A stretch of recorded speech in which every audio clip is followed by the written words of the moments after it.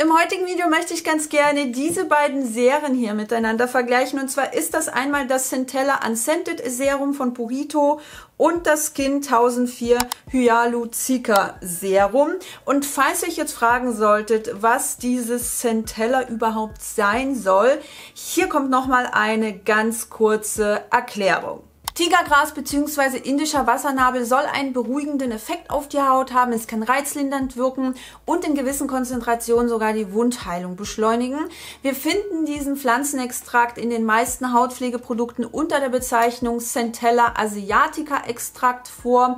Und es werden auch gerne die Bestandteile vom Tigergras in Hautpflegeprodukten verwendet. Ich würde auch noch mal im Detail auf die Produkte eingehen, aber als erstes zeige ich euch mal, wie ich die beiden Serien in meine Routine integriert habe.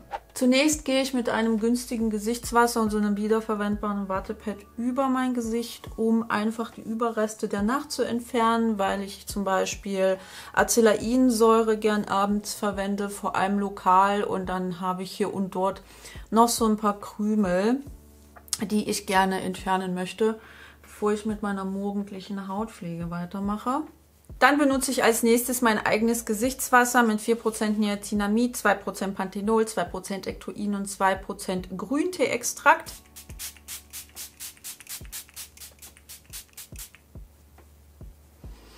So. Und da drüber mache ich je nach Bedarf gerne nochmal den Centella Unscented Toner von Purito drauf. Oder aber ich mache gleich mit den Serien weiter, und das würde ich auch heute genauso handhaben, um euch einfach zu zeigen, wie diese Serien performen. Auf diese Seite würde ich das Centella Serum von Skin 1004 drauf machen, also dieses Hyaluron Blue Serum.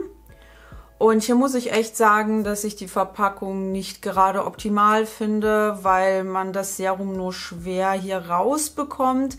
Ich finde, die fühlt sich auch nicht sonderlich wertig an. Und der Dropper hat hier vorne so einen ganz kleinen Knick, wodurch einfach jedes Mal eine ordentliche Menge Produkt hier drin stecken bleibt. Also allgemein lässt sich das mit diesem Dropper nicht ganz so gut dosieren, weil das Serum relativ dick von der Konsistenz ist. Also man kriegt es natürlich trotzdem raus, aber man muss wirklich ordentlich in dem Produkt rumwühlen, damit einfach der Dropper sich vollsaugt. Ich finde auch diesen Dingsi hier oben, diesen Gummi, ein kleines bisschen zu kurz. Also für mich persönlich ist die Verpackung definitiv ein Abturner. Aber ansonsten fühlt sich das Serum super angenehm an. Also es ist richtig schön leicht, wässrig, gelig und verbindet sich sofort mit der Haut, nachdem man das aufgetragen hat. Also es ist wirklich super, super angenehm. Ich habe es auch während der gesamten Testzeit richtig gut vertragen, hatte keinerlei Probleme damit. Allerdings muss ich auch dazu erwähnen, dass das so einen ganz, ganz leichten, fruchtigen Geruch hat. Ich vermute mal, das liegt aufgrund der Fruchtextrakte, die hier wirklich zuhauf enthalten sind. Aber zu den Inhaltsstoffen komme ich dann nochmal im Detail. An sich ist das Serum aber, wie gesagt, super angenehm und nach dem Antrocknen überhaupt nicht klebrig. Auf die andere Seite trage ich dann natürlich das Centella Unscented Serum von Purito auf.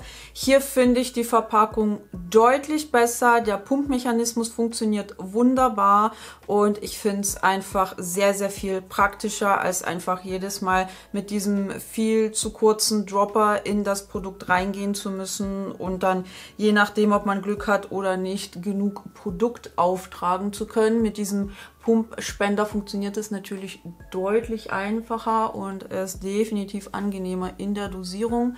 Also hier hat für mich definitiv Purito die Nase vorn, was die Primärverpackung angeht.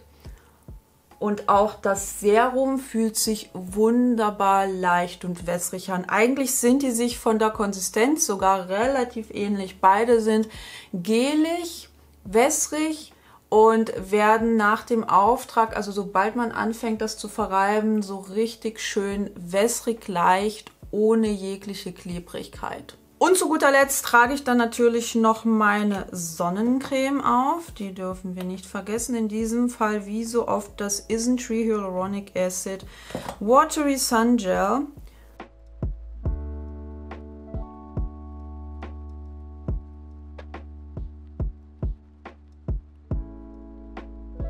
Und auch hier haben die Serien keinerlei Probleme gemacht, egal welche Produkte ich darüber aufgetragen habe.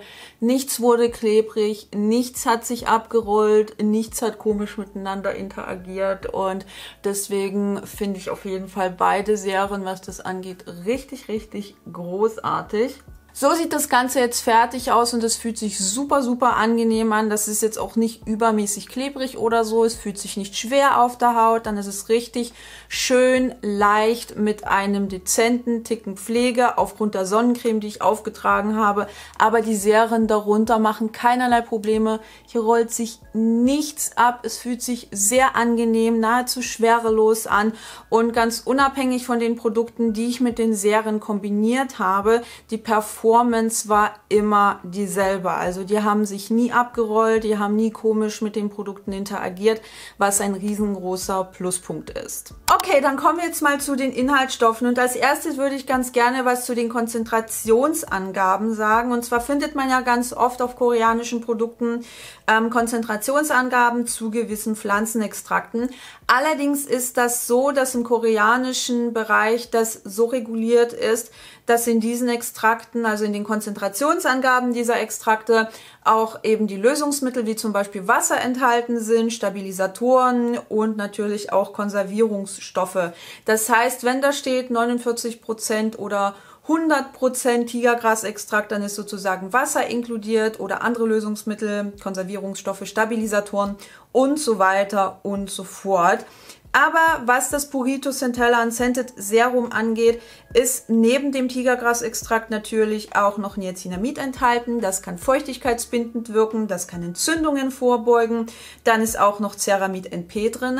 Das ist ein Stoff, der die Barriereschutzfunktion der Haut unterstützen kann, weil Ceramide auch natürliche Bestandteile der Haut sind. Die befinden sich sozusagen in dem Mörtel zwischen den einzelnen Zellen unserer Hornschicht und halten diese sozusagen zusammen und sorgen dafür, dass eben die Barriereschutzfunktion der Haut einwandfrei funktioniert. Deswegen können Sie diese eben auch unterstützen, wenn sie in Hautpflegeprodukten enthalten sind. Außerdem sind auch noch unterschiedliche Bestandteile vom Tigergras in diesem Serum von Purito enthalten, was ich wirklich cool finde. Es ist feuchtigkeitsbindendes Natriumhyaluronat drin, es ist feuchtigkeitsbindendes Panthenol drin und antioxidativer Grünteeextrakt und es sind auch noch verschiedene Formen der Peptide enthalten, die auch beruhigend auf die Haut wirken können. Beim Hyaluronic Blue Serum von Skin 1004 ist ein Tigergras-Hydrolat drin, deswegen vermute ich mal, dass hier der Anteil an Wasser ein kleines bisschen höher sein wird im Vergleich zu dem Purito Centella Unscented Serum, aber das ist wie gesagt nur eine Vermutung meinerseits. Dann ist auch hier Niacinamid enthalten, es ist feuchtigkeitsbindendes Glycerin drin, wir haben feuchtigkeitsbindendes Natriumhyaluronat und allgemein unterschiedliche Formen des Hyalurons enthalten, was ich auch richtig cool finde. Aber das ist auch meiner Meinung nach mitunter einer der größten Unterschiede zu dem Purito Centella Unscented Serum. Also hier hat man sich dafür entschieden, noch unterschiedliche Formen des Hyalurons beizufügen, während im Purito Centella Unscented Serum eben noch diese anderen Bestandteile vom Tigergras mit drin sind. Weshalb ich auch finde, dass das Purito Centella Unscented Serum so ein bisschen tigergrasiger ist. Ich hoffe, ihr versteht, was ich meine. Aber auch hier ist Ceramid NP enthalten, was eben auch barrierestärkend wirken kann. Und im Gegensatz zum Purito Centella Unscented Serum ist in dem Hyaluronic Blue Serum von Skin 1004 eben auch noch einiges an Pflanzenextrakten drin. Also wir haben hier auch etliche Fruchtextrakte enthalten, die dem Serum auch so einen leicht fruchtigen Duft geben, was ich persönlich jetzt nicht so schlimm finde. Und ich habe das Serum auch richtig gut vertragen, trotz der Tatsache, dass da so viele Extrakte mit enthalten sind und trotz der Tatsache, dass da auch Rosenwasser drin ist. Aber da solltet ihr natürlich selbst drauf achten und schauen, ob das für euch okay ist und ob eure Haut damit klarkommt.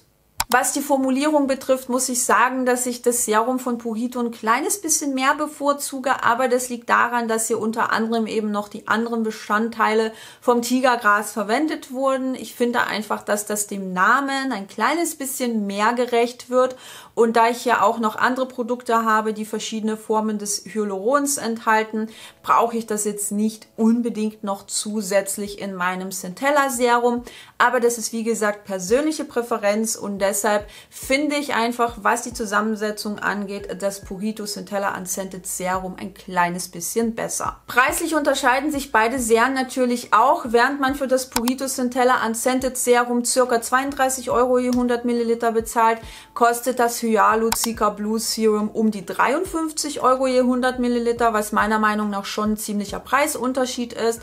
Und wenn ich jetzt einen Favoriten küren müsste, dann wäre das definitiv das Purito Centella Unscented Serum, weil ich hier nicht nur die Verpackung deutlich praktischer und besser gewählt finde, sondern weil mir die Formulierung auch ein kleines bisschen besser gefällt. Das hat sozusagen jetzt auch nichts mit der Performance oder dergleichen zu tun, sondern wirklich eher mit der Verpackung, der Formulierung und allgemein dem Preis-Leistungs-Verhältnis. Und das war schon mit meinem kleinen Vergleich dieser beiden Serien. Falls ihr euch das Ganze nochmal durchlesen und verinnerlichen möchtet, ich verlinke euch meinen Blogbeitrag unten in der Infobox und selbstverständlich oben in dem i, dann könnt ihr dort sehr, sehr gerne nochmal vorbeischauen und schreibt mir doch auch gerne in die Kommentare, ob ihr eines der Produkte bereits getestet habt und welche Erfahrungen ihr damit gemacht habt, und dann sehen wir uns beim nächsten Mal.